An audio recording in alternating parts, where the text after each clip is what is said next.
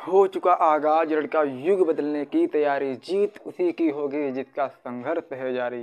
Hello जी, नमस्ते नमस्कार। मैं अंशु, आप सभी का स्वागत हूँ, अभिनंदन करता हूँ अपने यूट्यूब चैनल में, जिसमें कि आज जो है हम कुशाणों के बारे में पढ़ेंगे। इसके पहले हमने जो है ठीक है, इसके पहले हमने शक और पल्लव के बारे में पढ़ रखा है। अगर आप लोगों ने इस वीडियो को नहीं देखा है तो आप जो है प्ले लिस्ट के माध्यम से आप उस वीडियो को देख सकते हैं। ठीक, तो आज जो है हम कुशाण वंश के बारे में पढ़ेंगे और ये क्लास हर एग्जाम के लिए यूजफुल रहने वाली है। ठीक, जिसमें कि आज हम पढ़ेंगे कुशाण वंश के बारे में। ठीक, तो अब जो है हम स्टार्ट करते हैं। कह रहा कुशाण वंश के बारे में, कह रहा कि ये जो है पल्लव के बाद आए थे। क्या ये पल्लव वंश के बाद आए थे? किसके वंश के बाद आए थे? ये पल्लव वंश के बाद आए थे। और इसका संस्थापक कौन था? तो इसका संस्थापक कुजुल कण्ठशिथिर था। कौन? कुशाण वंश का संस्थापक कौन था? तो कुशाण वंश का संस्थापक कुजुल कण्ठशिथिर था। कौन था? कुजुल, ठीक है, क्या? कुजुल कण्ठशिथिर था।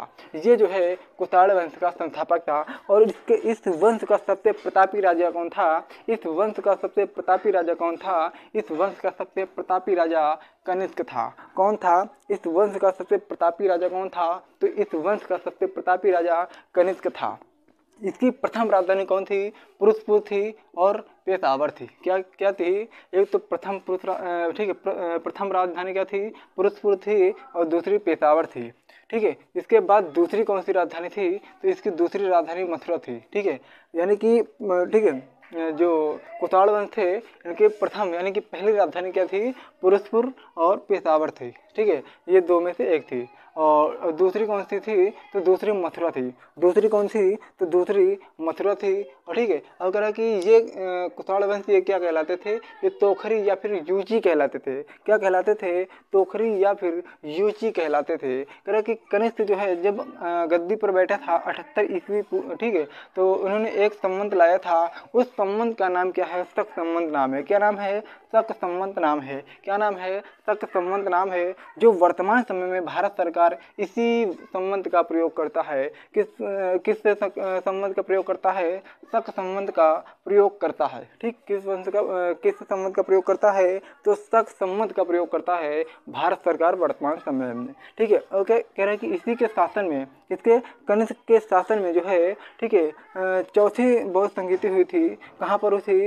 ये कुंडलवन यानी कि कश्मीर में हुई थी। कहाँ हुई थी? कुंडलवन कश्मीर में हुई थी। कहाँ हुई थी? कुंडलवन कश्मीर में हुई थी। और इसका अध्यक्ष कौन था? तो इसका अध्यक्ष वसुमित्र था। वसुमित्र या फिर अश्वघोष आप कह सकते हैं। क्या? अश्वघोष कह सकते हैं। क्या कह सकते हैं? वसुमित्र या फिर अश्वघोष कह सकते हैं इससे। ठीक है, चौथी बौद्ध संगीति का अध्यक्ष कौन था? तो वसुमित्र या फिर अश्वघोष था। और किसके शासनकाल में हुआ था? तो कनिष्क के शासनकाल में हुआ था। ठीक, और कहाँ पर हुआ था? कुंडलवन कश्मीर में हुआ था। ठीक, आगे कह रहा कि प्रारंभ में स्वर्ण सिक्के किसने जारी किए थे? तो प्रारंभ में ही स्वर्ण सिक्के कुशाण वंश के समय जारी किए गए थे। और कनिष्क का राजवैद्य कौन था? तो कनिष्क का राजवैद्य आयुर्वेद के विख्यात चरक थे। कौन थे? चरक थे। और इन्होंने ही, इनकी पुस्तक कौन सी हो जाएगी? इनकी पुस्तक हो जाएगी चरक संहिता हो जाएगी। क्या हो जाएगी? चरक संहिता हो जाएगी। क्या हो जाएगी? चरक संहिता हो जाएगी। ठीक है, कौन सी हो जाएगी? चरक संहिता हो जाएगी। किसी ने एक बहुत ही अच्छी बात कहा है कि अगर आप मेहनत करते हैं तो आपको इसका परिणाम अवश्य मिलेगा, इसलिए आपको मेहनत से पीछे नहीं हटना है। ठीक, तो आप हमारे साथ जुड़े रहिएगा लास्ट तक। ठीक, आगे कह रहा है कि महाविभास सूत्र के रचनाकार कौन थे? महाविभास सूत्र के रचनाकार कौन थे? तो ठीक है, कौन थे? वसुमित्र थे। कौन थे? वसुमित्र थे। ठीक, और जो है इसे बौद्ध धर्म का यानी कि वसुमित्र को, ठीक है, वसुमित्र को बौद्ध धर्म का विश्वकोश कहा जाता है। क्या कहा जाता है? विश्व, ठीक है, वसुमित्र को क्या कहा जाता है? बौद्ध धर्म का विश्वकोश कहा जाता है। आप इसको नोट कर सकते हैं। आप इसको नोट कर सकते हैं। ठीक, और कह रहा है कि इसका राजकवि कौन था? तो इसका राजकवि, ठीक है, अश्वघोष था। कौन था? अश्वघोष थे। ठीक है, यानी कि इनके राजकवि कौन थे? अश्वघोष थे। ठीक है, ठीक है, और इन्होंने जो है बुद्ध चरित्र पुस्तक की रचना की थी। ठीक है, कौन सी पुस्तक? बुद्ध चरित्र पुस्तक की रचना की थी। और अब पूछा जाएगा कि भारत का आइंस्टीन किसे कहा जाएगा? भारत का आइंस्टीन किसे कहा जाएगा? तो भारत का आइंस्टीन किसे कहा जाएगा? नागार्जुन को कहा जाएगा। किसको कहा जाएगा? भारत का आइंस्टीन किसको कहा जाएगा? तो भारत का आइंस्टीन नागार्जुन को कहा जाएगा। और इनकी पुस्तक कौन सी थी? इनकी पुस्तक माध्यमिक सूत्र थी। इनकी पुस्तक क्या थी? माध्यमिक सूत्र थी। और ये इसमें इस पुस्तक में ठीक है किस सिद्धांत का प्रतिपादित किया गया था?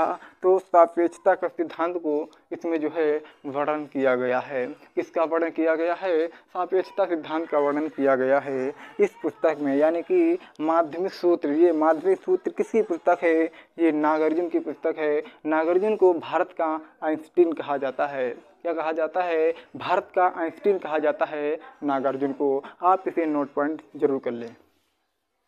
ठीक है, आगे कह रहा कि कनिष्क की मृत्यु कब हुई थी? तो कनिष्क की मृत्यु आप लोगों को बता दूं कि इसकी मृत्यु सन 102 में हो गई थी। कब हुई थी? तो इसकी मृत्यु 102 में हो गई थी। और कनिष्क वंश का अंतिम राजा कौन था? तो कनिष्क वंश का अंतिम राजा वासुदेव था। कौन था? वासुदेव था। ठीक, तो हमने जो है कुषाण वंश के बारे में जो भी मोस्ट इम्पोर्टेंट बातें थी, ये क्या मोस्ट इम्पोर्टेंट बातें थी, हमने इसको कवर कर लिया है। और हाँ, थोड़ी देर बाद आप लोगों को हम रिसेंट जीके के most important question fundamental right से प्रीवियस ईयर क्वेश्चन सॉल्व करवाता हूँ। तो आप लोग जो है इस कमेंट बॉक्स के नीचे सॉरी प्ले लिस्ट में आप लोग जो है इसकी क्लास देख सकते हैं। ठीक, तो अब हम मिलते हैं नेक्स्ट वीडियो में। जय हिंद, जय भारत, वंदे मातरम।